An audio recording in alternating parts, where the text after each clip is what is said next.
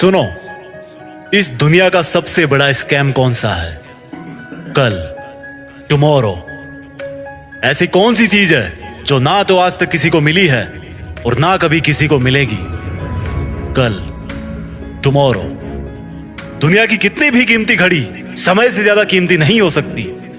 किसी इंसान की जिंदगी का सबसे सैड मोमेंट कौन सा है? जब समय निकल जाने के बाद उसको लगता है कि शायद मुझे वो काम करना चाहिए था, शायद मैं वो काम कर सकता था।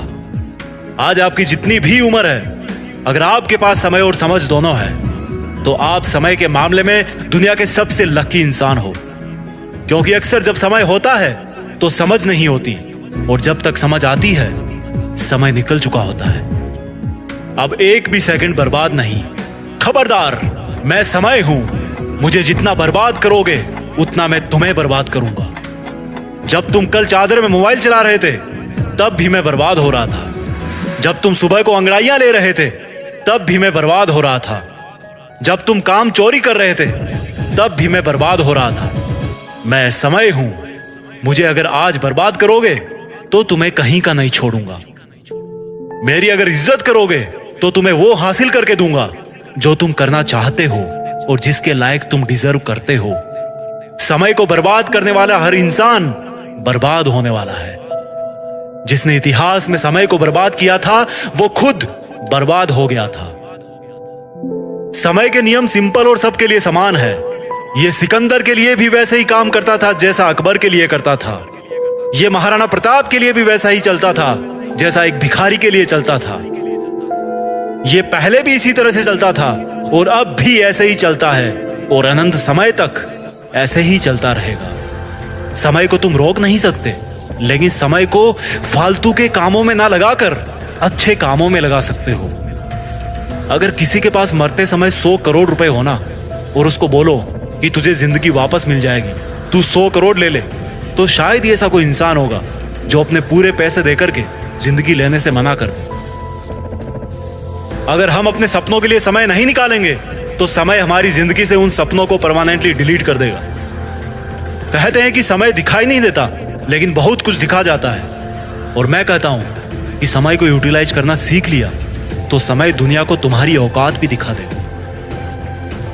आप चाहो तो गुजरे हुए समय का अफसोस कर सकते हो, लेकिन यह भी याद रखना कि जिस समय अफसोस कर रहे होंगे ना, उस समय भी समय गुजर रहा होगा। और ऐसा ना हो कि कहीं इस गुजरने वाले समय का भी फिर से अफसोस करना पड़े।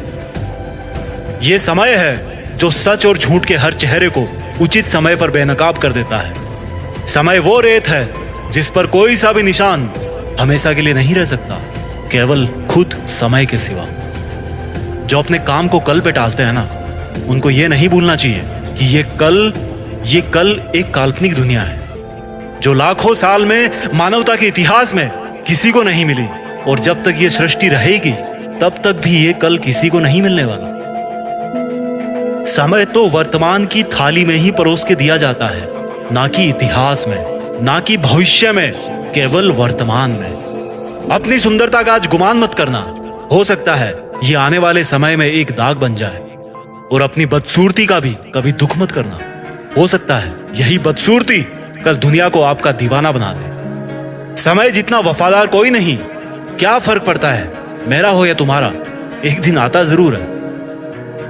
इस दुनिया में जो समय के मामले में अमीर है ना, जिसके पास जिंदगी जीने का बहुत सारा समय है ना, वही असली अमीर है। समय है तो हर चीज आ जाएगी, और समय नहीं है तो पास होती हुई चीज भी धरी रह जाएगी। जब खुद का अच्छा समय आता है ना, तो दुनिया के सामने हमारा असली चेहरा आता है, और जब बुरा समय आता है तो दुनिया का असली चेहरा हमारे सामने आता है। समय की गुजारिश इतनी सी है कि उसको बस बर्बाद मत करो।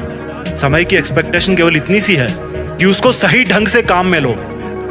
जिंदगी में आपका कोई रिश्ता सही हो या ना हो, बस अगर समय सही है ना तो सब कुछ सही है। इसलिए समय को बर्बाद ना करें। आइए कुछ ऐसा करते हैं कि देश में अपना नहीं बल्कि दुनिया में देश का नाम करें। जय हिंद, वंदे मातरम।